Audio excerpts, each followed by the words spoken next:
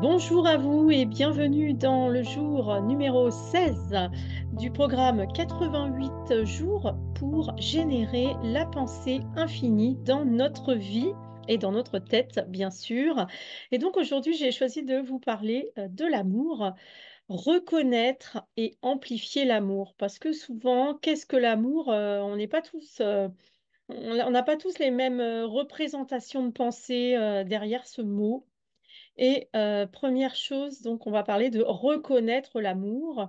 Alors bien sûr, on a tous nos représentations, l'amour amoureux, l'amour filial et parental, l'amour des haricots verts ou des petits pois. Voilà. En français, c'est quand même le même mot, c'est quand même assez intéressant comme coïncidence, enfin qui n'est pas une coïncidence. Voilà. Donc, qu'est-ce que l'amour? C'est ça la question que je voudrais vous poser. Qu'est-ce que l'amour pour vous?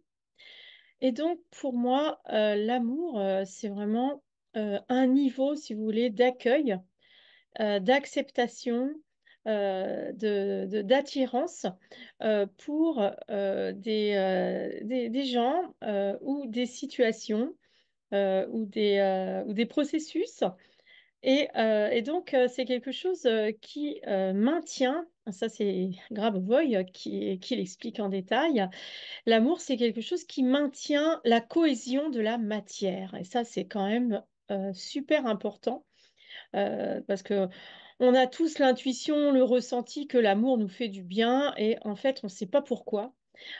Pourquoi l'amour fait du bien aux gens, pourquoi les gens recherchent l'amour, et on est vraiment beaucoup de gens à rechercher l'amour en priorité dans notre vie. Et donc, et d'ailleurs, il y a des études sur le bonheur qui ont été faites là récemment, et les gens, pour eux, le bonheur, c'est la relation avec les gens qu'ils aiment, avec les personnes. C'est le temps passé avec les proches, avec les gens qu'on aime. Voilà. Donc, eh bien, tout ça, ça a une raison scientifique, c'est que l'énergie de l'amour, le ressenti de l'amour, l'expression de l'amour, c'est quelque chose qui maintient la cohésion de la matière, c'est-à-dire ça maintient la cohésion de votre corps. Ça veut dire ça maintient l'unité entre toutes vos cellules, l'unité d'objectif entre toutes vos cellules. C'est-à-dire que toutes les cellules de votre corps vont dans la même direction. Elles s'unissent pour que vous restiez vivant, pour qu'il y ait vraiment quelque chose une unité réelle et matérielle qui est votre corps. Voilà. Et donc, ça, c'est vraiment super important, notamment pour les maladies, parce que souvent, les maladies, bah, justement, c'est un problème il y a un manque d'unité à l'intérieur du fonctionnement du corps. Donc, tout problème de santé est un dysfonctionnement de cette unité qui vous maintient en vie. De la même manière, le vieillissement, qui est une maladie, hein, Grabovoi le voit vraiment comme ça, ce sont euh, ce sont des processus qui manquent d'amour pour vous-même et pour la vie en général, pour la création. Et donc là, moi, je vais vous inviter vraiment non seulement à générer l'amour en vous, c'est-à-dire à ressentir qu'il y a des parties parfois de votre corps que vous n'aimez pas, que vous allez devoir apprendre à aimer. Parce que si vous n'aimez pas une partie de votre corps, ou même une partie de votre vie, mais bon, pour la santé, c'est par rapport au corps, si vous n'aimez pas une partie de votre corps, eh bien, il va être en souffrance et il va sûrement créer un dysfonctionnement.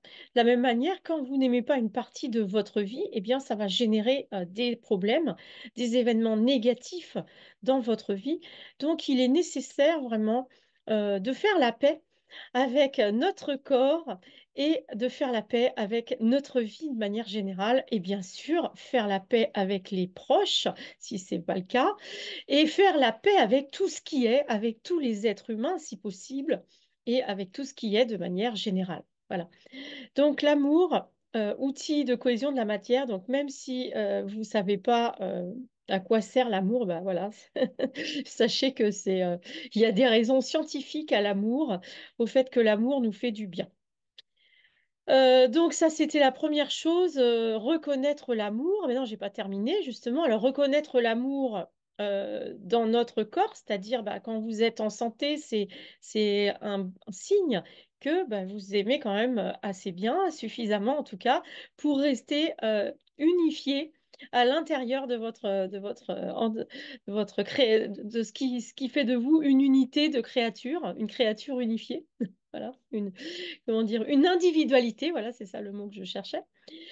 Donc, d'être en santé et ensuite d'être en paix dans votre vie, c'est quelque chose également avec les autres, et avec l'environnement, avec vos événements, et bien, c'est quelque chose qui signifie que vous vous aimez et vous comprenez que l'environnement autour de vous, le monde autour de vous, le monde dans lequel vous vivez, c'est-à-dire la, la- la représentation que vous avez de votre monde, c'est vous qui le colorez.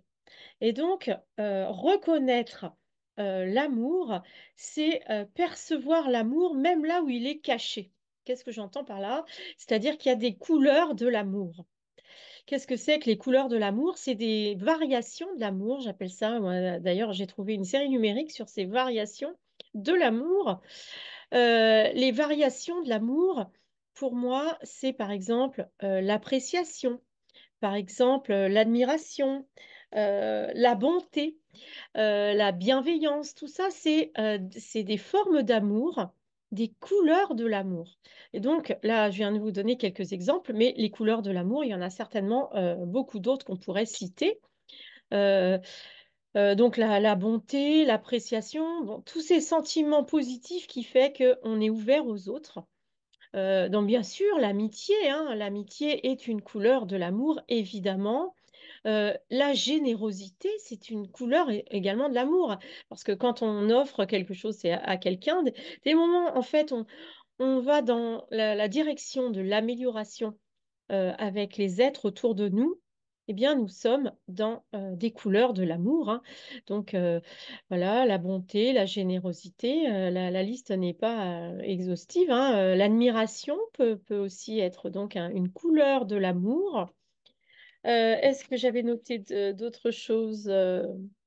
Ah oui, l'affection aussi, hein, n'importe quelle affection, par exemple, l'amour que vous avez pour les animaux, l'amour que vous avez pour Alors, est-ce que l'amour pour les objets fait partie des variations de l'amour? Euh, bon, j'irai quand même pas jusque-là, même si c'est vrai quand même. Si, en fait, je peux aller jusque-là parce que quand vous êtes en amour avec et vous personnifiez votre voiture, votre ordinateur, votre machine à café, votre ventilateur, enfin les machines en fait, vous verrez que vous allez pouvoir les normaliser très facilement. Donc, il y a bien cet amour envers les objets qui nous permet donc de les réunifier afin qu'ils fonctionnent et afin qu'ils soient à la norme. Qu'est-ce que c'est que la norme, hein? Je vous rappelle que chez Grabovoi, on fait des normalisations, c'est-à-dire on va corriger entre guillemets la réalité, c'est-à-dire on va résoudre les problèmes. Les problèmes ont toujours une solution.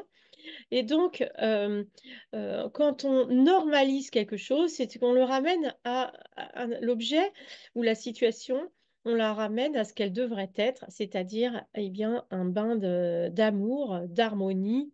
Donc, une machine, elle est faite pour marcher. Voilà, vous pouvez bien sûr harmoniser, normaliser vos plantes, etc. Et tout ça, finalement, c'est assez proche de l'amour, puisque l'amour, je vous rappelle, Grabovoi nous dit que c'est l'outil de cohésion de la matière. C'est le fait c'est ce qui rassemble les choses séparées.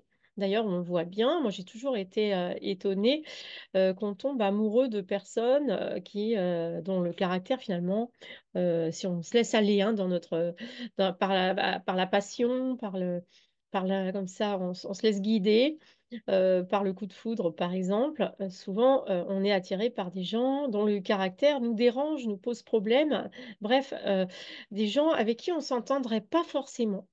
Et ça, pour moi, c'est vraiment la preuve que l'amour, et notamment, par exemple, dans le cas que je vous donne, là, dans l'amour physique, il est vraiment là, le coup de foudre, l'attirance sexuelle, pour moi, elle est vraiment là pour réunifier des gens qui auraient du mal à se comprendre s'il n'y avait pas ce niveau de relation. Voilà. Donc, l'amour, c'est vraiment un outil extraordinaire et on le sait tous parce qu'on a tous envie et besoin d'être aimés, même si on dit non, hein, parce qu'il y a des gens qui disent non, non, moi, l'amour, ça m'intéresse pas. Ben voilà, c'est des gens qui ont tellement peur de l'amour parce que l'amour, c'est quand même quelque chose, c'est une lumière qui instantanément vous éclaire et vous mette de la vraiment du pétillement, de la joie dans votre vie, quoi. Vraiment, quand on est amoureux, on est dans la joie, on est joyeux. Et donc voilà, donc l'amour, on va faire plusieurs séries numériques de l'amour. Donc, comme je vous le disais, j'ai trouvé une série numérique sur les variations de l'amour. On a également donc une série numérique sur l'amour de manière basique, on va dire. Et puis, on a également une série numérique sur l'amour éternel. Donc là, vraiment, et j'ai envie vraiment de vous parler de ça aussi. C'est cet amour conscient pour tout ce que la création est, c'est-à-dire d'être capable d'être aimé et d'aimer et d'être aimé, ça va ensemble de toute manière, c'est la même. Aimer et être aimé, ça fait partie du même, de la même unité, j'ai envie de dire, hein. Quand on a envie d'être aimé, eh bien, c'est qu'on aime. Et quand on aime, c'est qu'on a envie d'être aimé, hein. Donc ça va ensemble souvent. Et donc, il faut apprendre à aimer de manière inconditionnelle et éternelle. Donc ça veut dire quoi? Ça veut dire bah, aimer sans attendre, même si on aimerait bien, hein, mais sans attendre forcément de retour. Et donc l'amour universel, c'est la compréhension que tout ce qui est, finalement, est digne d'amour, tout ce qui est a été créé par l'amour et dans l'amour. Et donc, il faut, pour moi, l'amour éternel, l'amour pour tout ce qui est, l'amour universel, c'est comprendre que nous devons aimer tout ce qui est et que ce qui ne semble pas à la norme, ce qui a l'air destructif, négatif, eh bien, c'est souvent un endroit qui manque d'amour. Et donc, avec l'amour, on va pouvoir vraiment aider le monde à guérir, à se normaliser, à se magnifier. Et donc, l'amour éternel, c'est au-dessus de l'amour. Si vous voulez, pour ressentir l'amour éternel, il faut passer au départ par l'amour. Essayez de vous souvenir la première fois où vous avez eu la conscience d'aimer quelqu'un. Moi, je sais que là où ça a été vraiment le plus fort, c'est quand j'ai eu mon premier enfant. Ça a été vraiment une avalanche voilà, d'émotions et d'amour. Et j'ai commencé à comprendre l'amour à travers la maternité. Non pas que j'étais pas amoureuse avant, j'étais souvent amoureuse, mais si vous voulez, ça restait assez théorique, ça restait assez onirique. Alors que dans l'enfantement, dans la maternité, eh bien, c'est un amour euh, que vous pouvez palper, qui est palpable, c'est-à-dire c'est un amour vraiment qui est matériel. Je veux dire, quand vous avez un enfant, que vous portez un enfant dans le ventre ou que vous allaitez un enfant, voilà, c'est quelque chose de presque, c'est un amour animal, un amour presque bestial, mais pas dans le sens destructeur ou négatif. C'est vraiment un amour euh, qui va au-delà de la pensée. C'est un amour qui est inscrit dans le corps, en fait, hein. Voilà. Et donc, bien sûr, l'amour dans un couple, après, l'amour physique, l'amour amoureux, là, c'est encore une autre chose, hein, c'est-à-dire que il faut aussi apprendre à respecter vraiment, à, à composer avec l'autre. C'est un amour qui demande de travailler sur notre pouvoir, sur notre vie, sur notre liberté. Enfin, c'est un amour vraiment qui nous met vraiment au boulot et qui demande un grand travail, mais qui amène. après, quand vous arrivez à surmonter tous ces obstacles, à vraiment un ressenti matériel de l'amour qui est vraiment haut de gamme. Et donc après, tout ça, pour moi, ces amours, ces types d'amour à deux, j'ai envie de dire, hein, quand on aime une personne en particulier, que ça soit un enfant, un parent, un amoureux ou une bonne amie, quelqu'un vraiment avec qui on a une relation privilégiée, eh bien, ça va être vraiment le terreau pour nous faire comprendre l'amour universel, l'amour inconditionnel pour tout ce qui est, et l'amour éternel.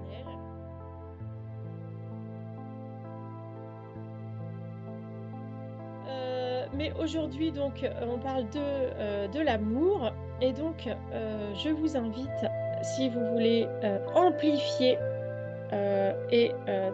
amplifier et reconnaître d'abord et amplifier l'amour, eh bien c'est le 888 41 2 1 2 8 9 0 1 8. Alors là encore, je vous l'ai déjà dit, mais je pense que je vais en remettre, je vais vous répéter ça autrement. Chaque série numérique, vraiment, c'est comme un langage, hein, c'est une langue. Et là, quand je lis une série